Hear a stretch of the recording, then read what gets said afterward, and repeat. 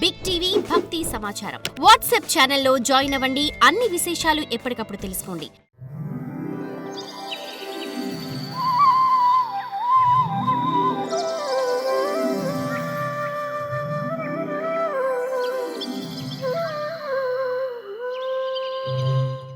సృష్టింపబడిన జగత్తుకు రక్షణను కల్పించి ప్రాణుల జీవితానికి కావలసిన జీవికను ఎలా ఏర్పాటు చేశాడు.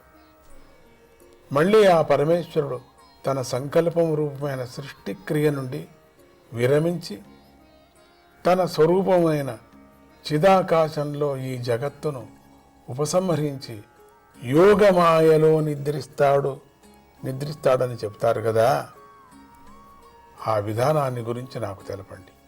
యోగేశ్వరులకు అధీశ్వరులైన ఆ పరమాత్మ అద్వితీయుడై అయినా కూడా ఈ జగత్తును సృష్టించి దాని యందు అంతర్యామి రూపంగా ప్రవేశించి తానే అనేక రూపాలతో ప్రకటమైన విధానాన్ని గురించి నాకు తెలపండి. భగవంతుడు అనేక అవతారాలను స్వీకరించి ద్విజులు, గోవులు, దేవతలను రక్షించేందుకై ఎన్నో లీలలు చేస్తూ ఉంటాడు. ఆయన కీర్తి అందరికన్నా చాలా గొప్పది. ఆయన మహిమను వినటము అమృతాన్ని తాగటంతో సమానం. వాటిని ఎంత విన్నా నాకు తృప్తి కలగటం లేదు. లోకపాలకులు, లోకాలోక పర్వతాలకు అతీతంగా ఉండే ఆ పరబ్రహ్మ ఈ బ్రహ్మాండంలో వారి వారి అధికారాన్ని బట్టి వేరువేరుగా ఉండేటట్టు సృష్టి చేశాడు. లోకాధిపతి అయినటువంటి ఆ భగవంతుడు ఏ తత్వాలతో ఈ బ్రహ్మాండాన్ని రచించాడు, అది నాకు తెలియదు. స్వభావము, దానిని బట్టి కర్మ, దానిని అనుసరించిన రూపము, దానికి తగినట్టుగా పేరు అని జీవులలో భేదం కనిపిస్తుంది. సత్యస్వరూపుడైన ఆ నారాయణుడు ఈ భేదాన్ని ఎలా సృష్టించాడు అనే దానిని కూడా నాకు తెలపండి. పూజ్యుడా, సమాజంలో రకరకాల స్థాయిలు గలటువంటి మనుషులు అనుసరించవలసిన ధర్మాలను గురించి వ్యాసుడి నుండి విన్నాను అని చెప్పొస్తున్నాడు. ముందు పూజ్యుడా, సమాజంలో రకరకాల స్థాయిలు గలవటి మనుషులు అనుసరించవలసిన ధర్మాలను గురించి వ్యాసుడి నుండి విన్నాను. అల్ప సుఖాన్ని ఇచ్చే ఆ కర్మధర్మల యందు నాకు తృప్తి కలిగింది. కానీ కృష్ణ కథలనే అమృతాన్ని స్వాదించటంలో మాత్రం తృప్తి కలగటం లేదు. ఏ శ్రీకృష్ణుడు మానవుడి చెవిలోని శబ్దనాడిని పొందినవాడై మళ్ళీ మళ్ళీ సంసారంలో పడవేసే విషయాసక్తిని కత్తిరించి వేస్తాడో అటువంటి కృష్ణుడి కథలను సమాజంలో గొప్ప విద్వాంసులైన మీ వంటి వారి నుండి వింటున్న వాడికి తృప్తి అనేది ఎలా కలుగుతుంది?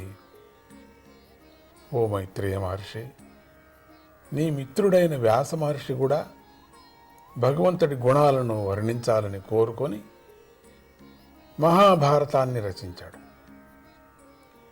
అందులో ఆయన విషయ సుఖాలను గురించి వర్ణిస్తూ వాటి ద్వారా వెంటనే మానవుల బుద్ధిని శ్రీహరి చరిత్ర వైపు తీసుకుపోయేటువంటి ప్రయత్నం చేశాడు. శ్రీహరి కథల యందు శ్రద్ధ గలవాడికి వాటి యందు అభిరుచి కలిగి ఇతర భోగ విషయాల యందు వైరాగ్యం కలుగుతుంది. ఆ విధంగా శ్రీహరి పాదాలను నిరంతరంగా స్మరించి ఆనందించే అతడి దుఃఖాలు నశించిపోతాయి కదా. ఈ లోకంలో శోకింపదగిన వారు కొందరున్నారు. కానీ ఎవరైతే పూర్వము తాము చేసిన పాపం యొక్క ప్రభావంతో శ్రీహరి చరిత్రల యందు శ్రద్ధ లేనివారై ఉంటారో అటువంటి అజ్ఞానులు అందరికన్నా ఎక్కువగా శోకింపదగినవారు. నేను అటువంటి వారిని చూసి అయ్యో పాడైపోయారే అని దుఃఖిస్తూ ఉంటాను. ఎందుకంటే శ్రీహరి చరిత్రను విడిచిపెట్టి మనస, వాచ, కర్మణ వారు చేసే పనులన్నీ వ్యర్థాలైపోతూ ఉంటాయి. సూర్యుడి రూపంలో ఉన్న కాలపురుషుడు వారి ఆయుస్సును హరించి వేస్తూ ఉంటాడు. ఓ మైత్రేయ మహర్షి,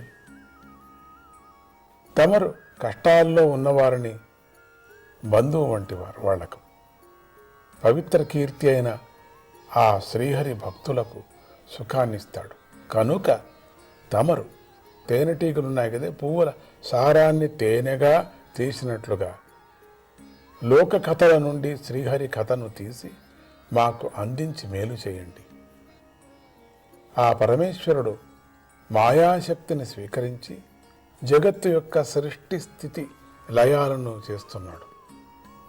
ఆ భగవంతుడు ఈ లోకంలో అవతరించి దివ్యమైన ఏ కర్మలను చేశాడో వాటిని నాకు చెప్పు అని ఈ విధంగా మానవులకు మోక్షానికి కావలసిన ఉపాయాన్ని అందించాలని కోరికతో విదురుడు అడుగగా మైత్రేయ మహర్షి ఆయన ప్రశ్నలను చాలా మెచ్చుకొని ఇలా పలికాడు. ఓ సాధుపురుష, నీ మనస్సు ఎల్లప్పుడూ హరియందే లగ్నమై ఉంది. నువ్వు మానవులకు మేలు చేయాలి అనేటువంటి కోరికతో మంచి ప్రశ్న వేశావు. మనిద్దరి ఈ సంభాషణతో నీ కీర్తి లోకంలో విస్తరిస్తుంది. ఓ విదురా, వ్యాస మహర్షి వల్ల జన్మించిన నువ్వు ఇలా ప్రశ్నించటంలో ఆశ్చర్యమేమీ లేదు. ఎందుకంటే నువ్వు సర్వేశ్వరుడైన శ్రీహరిని అనన్య భక్తితో ఆశ్రయించి ఆయనను ఆత్మస్వరూపుడిగా తెలుసుకున్నావు కదా. మాండవ్య మహర్షి యొక్క శాపంతో సత్యవతీ పుత్రుడైన వ్యాసుని వల్ల ఆయన తమ్ముడైన విచిత్రవీరుని భార్య అయిన దాసియందు యముడు జన్మించాడు. ఆ యమధర్మరాజు నువ్వే. నువ్వంటే శ్రీకృష్ణుడికి ఆయన భక్తులకు కూడా చాలా ప్రేమ నువ్వంటే. అందుకే శ్రీకృష్ణుడు అవతారాన్ని చాలిస్తూ నీకు జ్ఞానాన్ని ఉపదేశించమని నాకు ఆదేశాన్ని ఇచ్చాడు.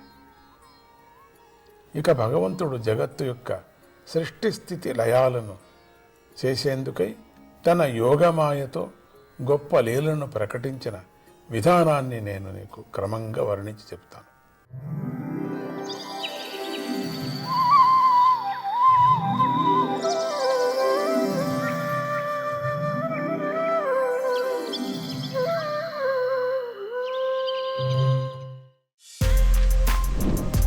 For more videos like this, subscribe Big TV channel.